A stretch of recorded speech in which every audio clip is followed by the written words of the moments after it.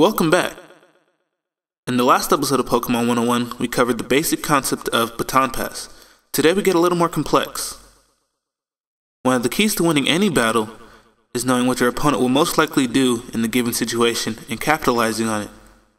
In today's episode, we'll talk about prediction. Used in Pokemon terms, the simple definition of prediction is an educated guess based on experience. No one that plays Pokemon is psychic, and no one can read their opponent's mind, meaning that no one will ever 100% know what move their opponent will make. Before we get into this analysis of prediction, there are a few key factors that should be pointed out. Prediction is not always necessary. Overthinking your moves and mispredicting may come back to harm you later on in the battle. Even though this is somewhat of a guide, prediction cannot be taught. And that takes us to the third bullet on this list, experience. Every move that you make is based on past experience that you've had in battle. Experience allows you to know what to expect in the most common situation that you're placed in, situations that you might have seen before. If you've never seen the situation that you're placed in before, there's no way you can ever expect to know what to do in the given situation. Only through experience will you be able to make the most logical plays for the given situation. Once you gain enough experience, you'll probably learn that if you're being forced to predict a lot during a battle, that you're probably at a disadvantage. Of course, if you are fairly certain of what move your opponent is going to make, prediction can easily get you the upper hand in a battle. Now let's go over the different types of predictions. First we have basic prediction. Then we have risk versus reward. And last but not least we have double switching. Today I will be covering basic prediction. When it comes to basic prediction, there are a few key factors that we must keep in mind, as it will greatly influence the moves we make. First is the team preview. The team preview is an invaluable asset and will definitely aid in making predictions easier. There's no guesswork, you can see each and every Pokemon that your opponent has on his team. This can help us in many ways.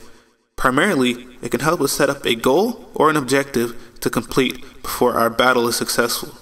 For example, looking at my opponent's team, I can see that he has brought a Tyranitar to the battle. This is a problem. My team is heavily reliant on Sun.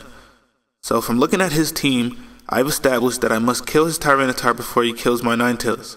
I've also established that his Reuniclus is extremely threatening and that I must be cautious around it. After enough battles, this will just become second nature, common sense if you will. The second factor is knowing when prediction is necessary. This is where experience comes in. For example, our opponent leads Scizor and we lead Celebi. We know we carry the HP Fire, which will one-hit KO the Scizor, but our opponent decides to switch out to his Heatran. Now he's going to receive a Flash Fire boost, and now we're in a bad situation. Different battle, same situation. Our opponent leads Scizor and we lead Celebi. We know our opponent has a Heatran on his team, so why don't we go for Earth Power this time instead of the HP Fire because of what happened last time? Alas, he switches in his Heatran into the Earth Power and dies. Different situation. Our opponent has a Tyranitar out on the field, we have a Landorus. I'm going to go straight for the Earthquake because I want to kill his Tyranitar, but he decides to switch out to his Rotom. Now I'm in a bad situation. I can't hit his Rotom for super effective damage, and that Hydro Pump is extremely threatening. Different battle, same situation. Our opponent has a Tyranitar out on the field. What happened last time? He switched out to his Rotom, so this time I think I'll go for the Smackdown, which will then negate his Levitate, which will then allow me to hit him for super effective damage. Now, I don't even have to worry about this Rotom anymore. I can just kill it with an Earthquake. That is basic prediction. The third factor that will affect the types of predictions we make is knowing our opponent. This might be the most important factor. Just because one of your opponents made a favorable move in a certain situation doesn't mean that the next one will. Be careful with your aggressive predictions as they might get your Pokemon killed.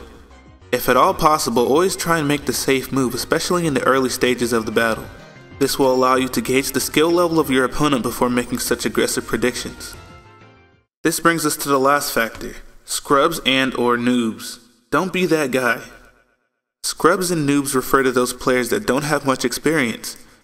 Because of their lack of experience, they fail to realize that they should really withdraw their Pokemon in certain situations. These players are dangerous because if you overestimate them, you might end up making a bad prediction because they stayed in when they really should have switched out.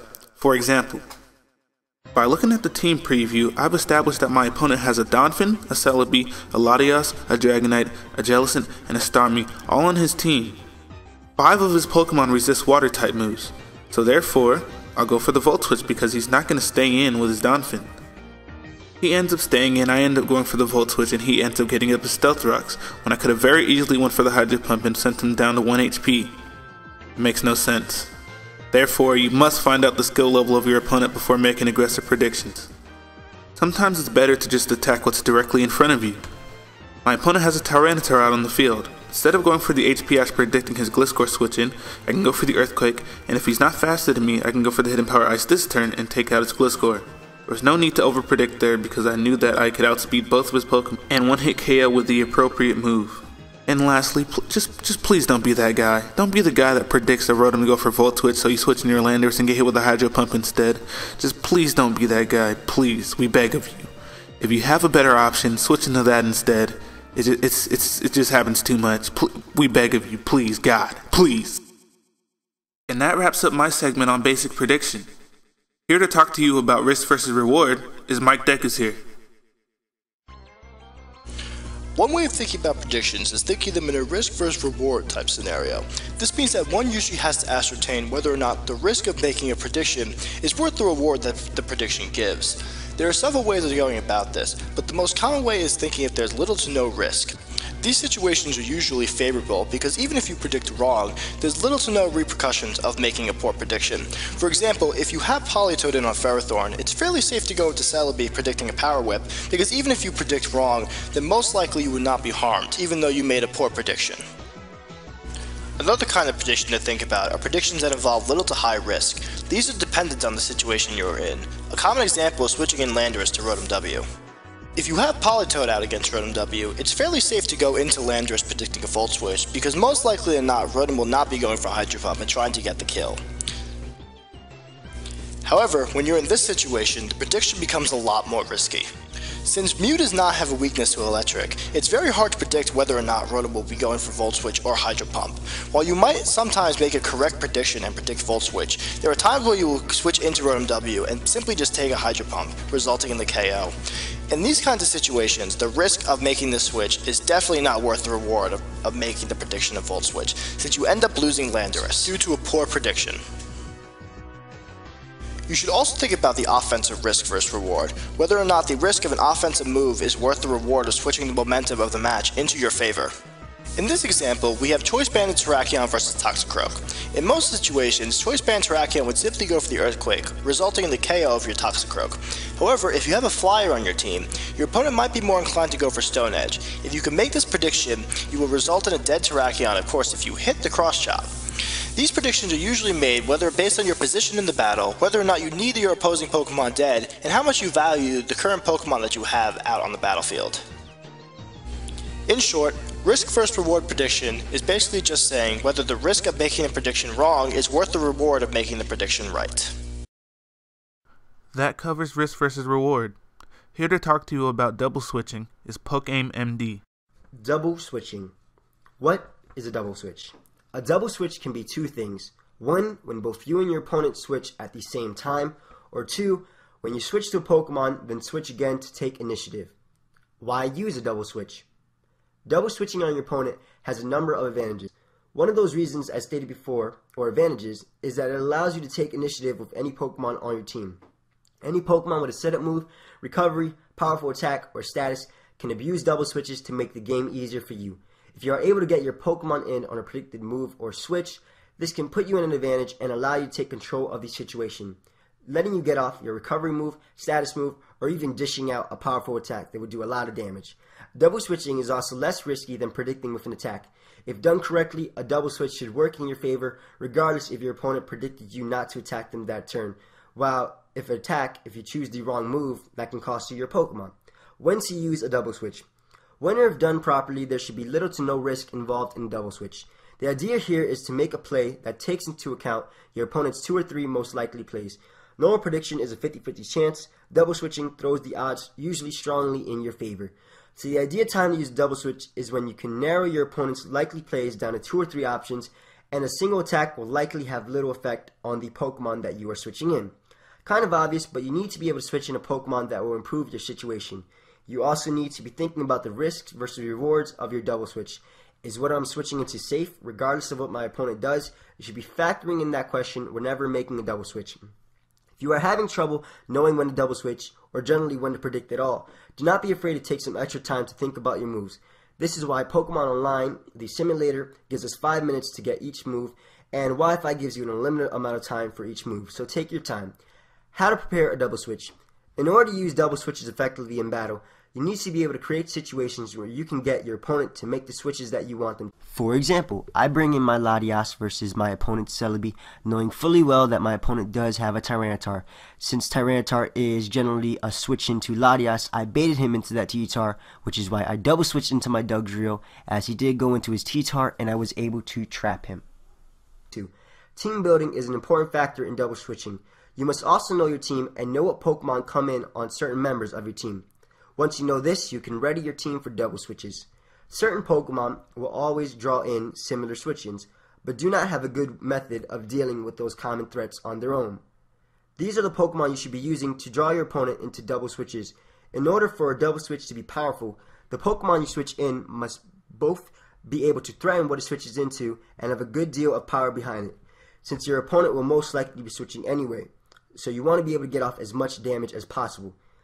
The goal is to get off as much damage as possible, as just stated, regardless if your opponent stays in or switches out. In battle, you should generally play cautiously up until the point of your double switch. Do not take unnecessary risks, don't overthink, etc. So don't go into a Landorus on a Rotom Wash, predicting the Volt Switch and just getting Hydro Pump to the face. Just don't do that. Once you see a Pokemon that is a bait member of your team can switch into, send it out. If you have set up your team correctly, you will likely be switching your strong Mon into a situation where it most likely has a high advantage.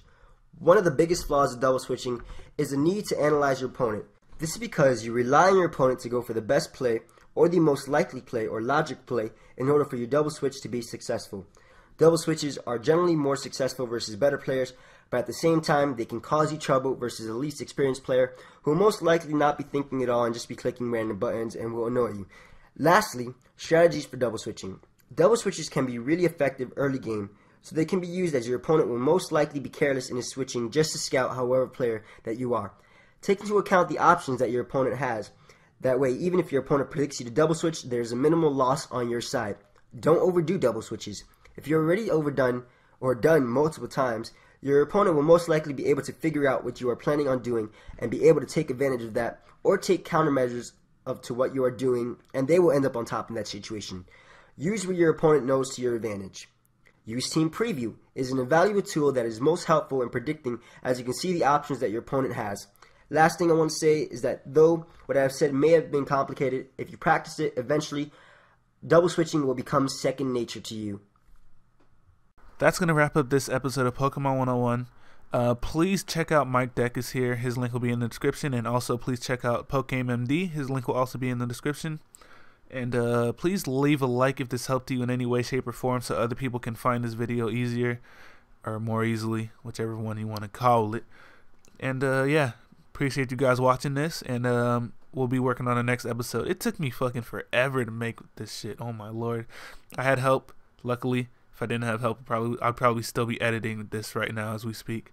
But yeah, thanks for all the support, and yeah, bye. Deuces.